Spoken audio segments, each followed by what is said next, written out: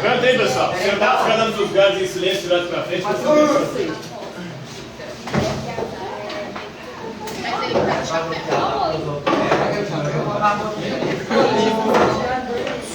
Pronto? Mas o Mariano, eu mandei aqui.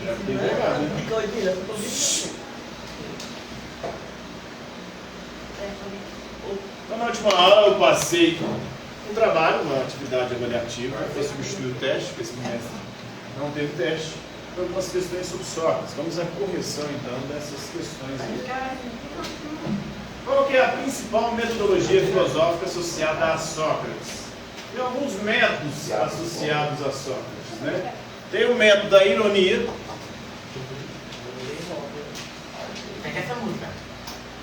Sócrates, ao dialogar com seus interlocutores, ele sempre iniciava com ironia, fingindo nada saber, para que assim, através de perguntas, ele fosse arrancando da pessoa com quem ele conversava as suas crenças.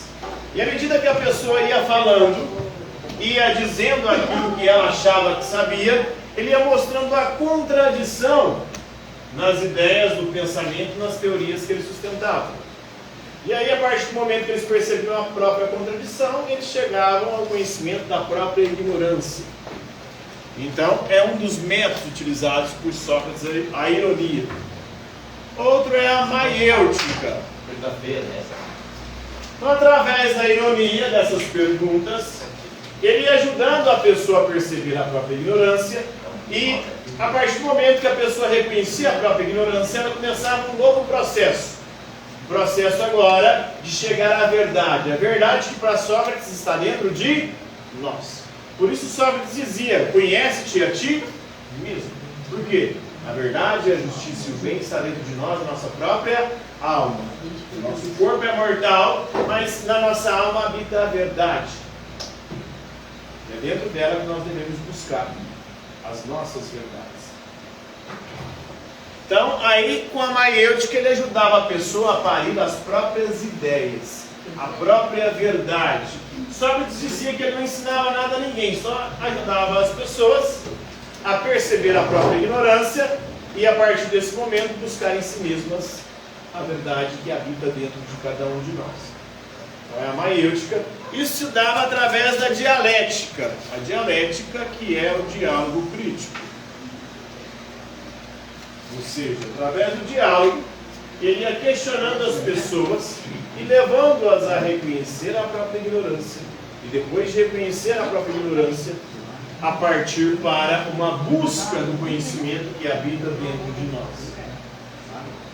Então, o diálogo crítico fazia essa condução. Ao questionar as verdades, as ideias, as crenças que nós temos, nós podemos perceber se elas se sustentam ou não. Se elas comportam contradição, é porque elas não são a verdade. Porque a verdade ela não é contraditória. Ou ela é ou não é. A que se refere o conceito de maiêutica na filosofia socrática? Maiêutica é a arte de dar à luz.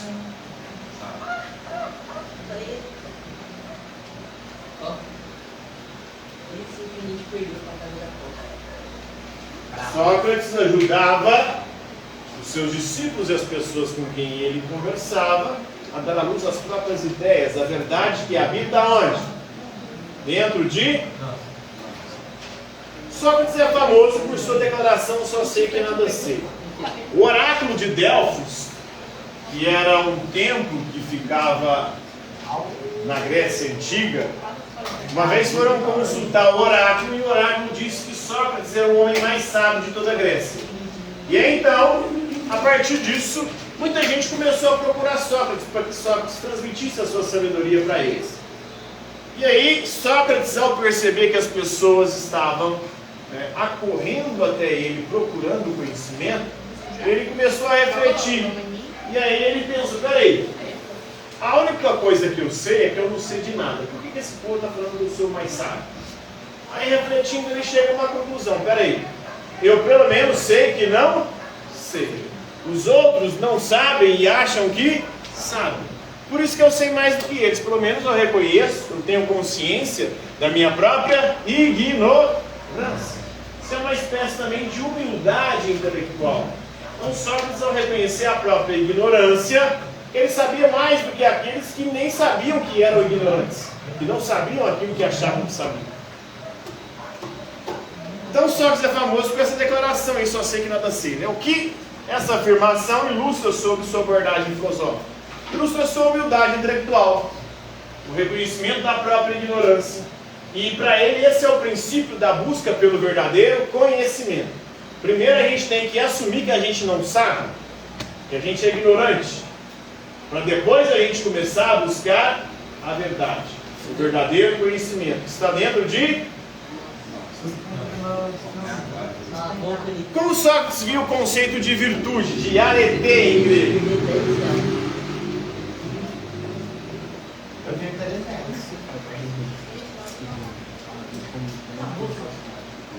Virtude e arete é o conhecimento, é a sabedoria.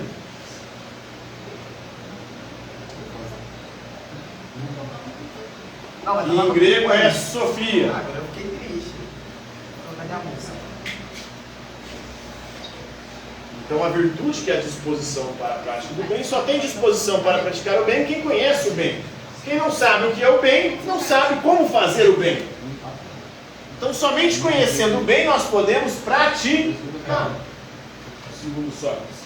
Por isso a virtude é o conhecimento, a sabedoria. Se você não sabe o que é o bem, não tem como você fazer o bem. Você pode até fazer, mas na cagada, sem saber o que está fazendo. Na sorte. Qual foi a principal acusação que levou Sócrates a ser condenado à morte? Foram duas acusações, na verdade, né? Ele foi acusado de ateísmo, porque ele criticava os deuses da cidade, os deuses gregos.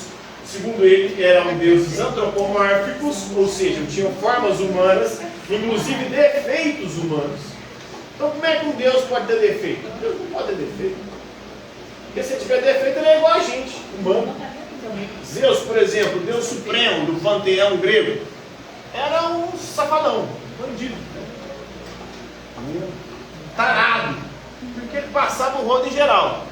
Pegava deusas, pegava ninfas, pegava mulheres, pegava rapazes, pegava animais, e passava o rodo em geral. Era zoofilia, homossexualidade, putaria, orgias, passava o rodo, não dava nada a ninguém. Era o famoso pansexual. Então é tudo em grego. Não, o que apareceu na câmera? Aí Sócrates criticava os deuses. Espera aí. Os deuses é pior do que a gente, faz mais merda do que nós. É por causa disso que ele foi considerado ateu. E por que ele ficava questionando a galera, mostrando que a galera não sabia aquilo que eles diziam que sabiam? Isso fez com que os jovens passassem a admirá-lo e seguissem ele. E aí, ele foi acusado de corromper a juventude.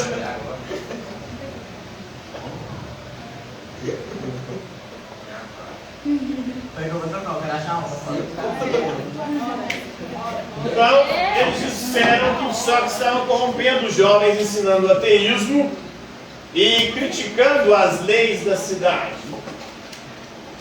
Criticando os políticos, os poderosos, começou a incomodar.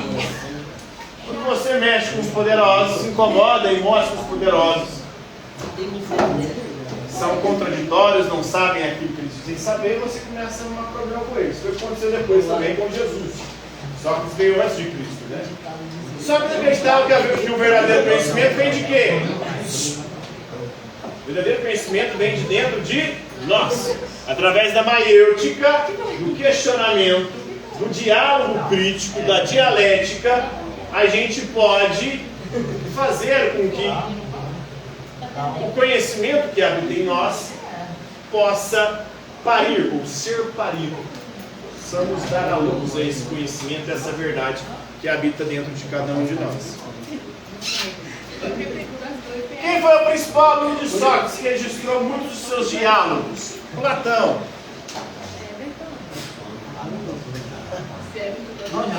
Quase tudo que sabemos sobre Sócrates nós só sabemos graças a Platão. Tem alguns outros autores, Xenofonte e Aristófanes, que escreveram, né, sobre Sócrates. Mas a maior parte que a gente sabe sobre ele vem de Platão. Xenófanes era um crítico de Sócrates e colocou Sócrates nas suas comédias, zoando Sócrates, né? E colocava inclusive Sócrates como um sofista. Alguém que achava que sabia das coisas e na verdade não sabe de nada, né? E o Xenofonte também foi um discípulo, mas não apresenta Sócrates de forma tão exaltada quanto Nossa, Platão. esse é o rei que rei aí. Platão é um grande admirador de Sócrates, já viu? Já, ué, tem discípulo. Vai ser grande. Mãe, a foto deu certo. Eu sei, Ainda bem. Não, eu vou ganhar aqueles. Cada um tem o seu gosto.